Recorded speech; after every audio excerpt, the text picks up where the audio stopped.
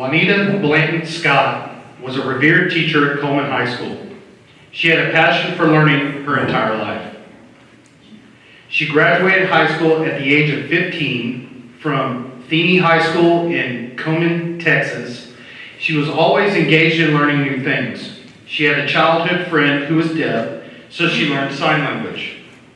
She could actually sign the alphabet faster than she could say it. After high school, she attended both John Tarleton Agricultural College, now Tarleton State University, and North Texas State University. She transferred to Hardin Simmons University, where she received her Bachelor of Science degree in 1947, followed by her master's degree in 1954. Her interest in using the most advanced methods of instruction was evidenced in her master's degree thesis, which was titled Use of Audio-Visual Aids for Teaching Biology in High School. Juanita began her teaching career in 1937 at the age of 20. 10 years before she received her bachelor's degree, she taught school full-time, married, and raised 3 daughters, all the while completing her college degrees. She spent 35 years as a teacher in Texas public schools, retiring in 1972. Her last 27 years teaching were spent here at Coleman High School. In 1939, she married Charlie Blanton, the West Ward Elementary principal, and inherited a family of 3 daughters, Betty, Frankie, and Carol, and each of whom are represented here tonight. Along the way, her family and friends came to affectionately refer to her as Nita. After Charlie's passing and her retirement from education, Nita married E. W. Scott in 1985 and proudly inherited Scotty's grown children, Terry and Bev, who are also represented here tonight. Miss Blanton, as her Coleman High School students knew her, was a truly gifted educator. She taught chemistry and biology all her years at Coleman High School. However, there was one exception. One semester, a group of boys wanted her to teach physics. She only had 3 college hours in physics, but agreed to give it a go. It was quite a semester for all of them, and undoubtedly, she studied way harder than any of her students. She was always learning. She constantly read and studied about the evolving field of science so she could teach the most accurate and up-to-date scientific curriculum to her students. As a result of these efforts, she was awarded a scholarship by Humble Oil and Refining Company for a summer of study at the University of Texas in Austin. In 1956, she served as president of the Science Teachers Association of Texas, and in 1957, she attended the National Science Fair in Flint, Michigan, with one of her students, Mary Alice Terry. In 1967, she was selected as Coleman High School Teacher of the Year.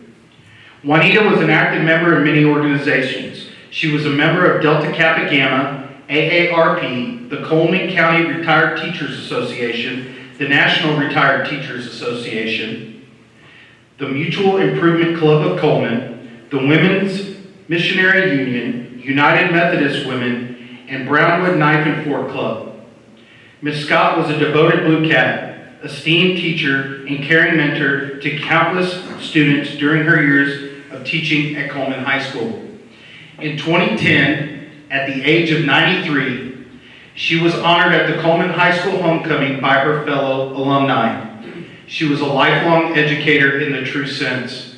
She was an inspiration to her loving family and friends and always lived her life to the fullest. Accepting Juanita Blanton Scott Coleman ISD's 2024 Hall of Honor Award on her behalf is her granddaughter, Karen Grogan.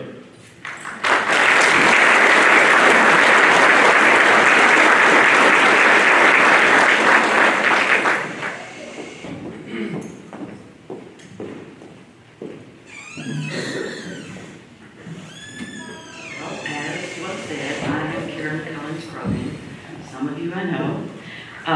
The oldest grandchild of Juanita Blanton Scott, or Mrs. BS, as she likes to call herself. I actually attended Coleman schools until the end of my sophomore year. I had my grandmother as a biology teacher, until my family moved to Wichita Falls. Coleman is still my hometown. I'm here to accept this honor for my grandmother on behalf of my siblings and cousins who are here. Let me introduce them to you. Besides me, Betty's children include my sister Pam and brother Scott, who lives in Alabama. Frankie's children are Marcia, Michelle, and Mark, who currently resides in Korea. Are we seeing a trend here?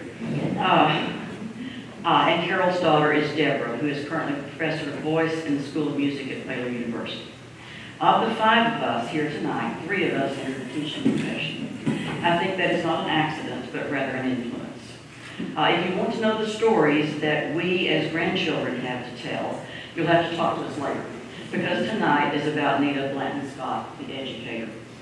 My grandmother would be so humbled by this award. I don't think she ever realized how highly esteemed she was, or even the extent of her influence, but she loved her students fiercely.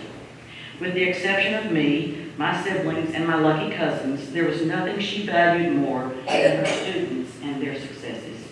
And you heard the story of the physics class. I think the exact quote she gave those boys when they came to her was, "Well, I just have the 3 hours in physics, but I will allow you to call me teacher." So they were going to do it together, and they did.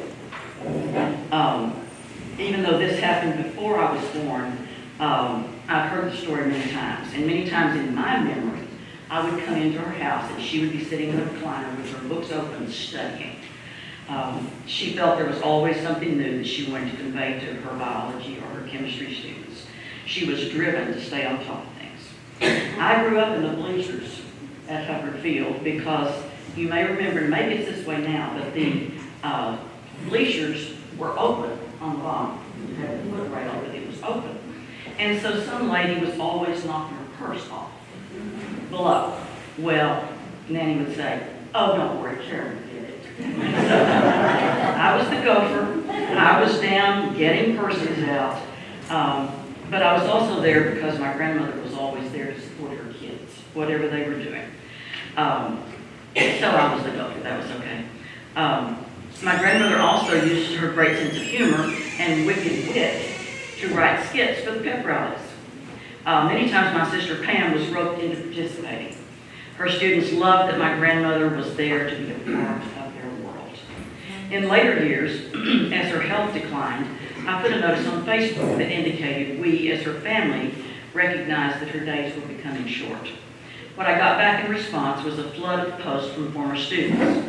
Let me share with you some of the phrases that continue to recur. Contagious personality, powerful spirit, joy to know, one in a million, educator and friend, inspiration to become a teacher. And this phrase was repeated many, many times. In the course of that, talking to my cousins, I've heard a story that if I knew it, I'd forgotten it. But a number of her students went to Tarleton, proximity is close, and there was a chemistry professor there who, when he passed out the first set of tests, passed the grades back, they were ranked from the highest to the lowest. And, they went primarily from 42 to 24, And then he had 3 other papers. And he said, I want these students to stand up. And they did. And they had like 95, 98, whatever. Those 3 students stood up. And he said, where are you all from? They were from Coleman. And he commented and said, tell Miss Blanton, thank you. Others said, awesome teacher. Gave much encouragement. One of the brightest people I ever knew. A jewel. Willingly sacrificed and shared herself. Quick-witted. Example of a life well lived. Mentor and counselor, wonderful teacher, friend, and human being. Those were the phrases that I read to her. Several commented about the quality and thoroughness of her teaching. One of those students, and maybe this was at Tarleton, I'm not sure, but one of them stated that in college, her professor thought she was so smart that he put her in charge of the labs. Another commented on Ms. Blanton's zest for life and how she learned to love biology from her and did well in nursing school because of her. I can't even estimate the number of doctors and other medical professionals, engineers, professors that she influenced.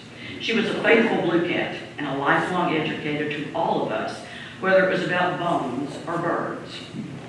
As time grew short, I sat on her bed and read to her all the Facebook entries from her students.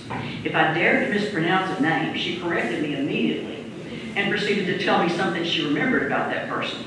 Her mind was still sharp, and she loved and remembered her students. Let me conclude with something that Ralph's sister Mary Alice said. She was our friend, mentor, and wonderful lady, our special hero. The world is a better place because she helped it to be so. Thank you for honoring Juanita Blanton Scott. She would be so proud.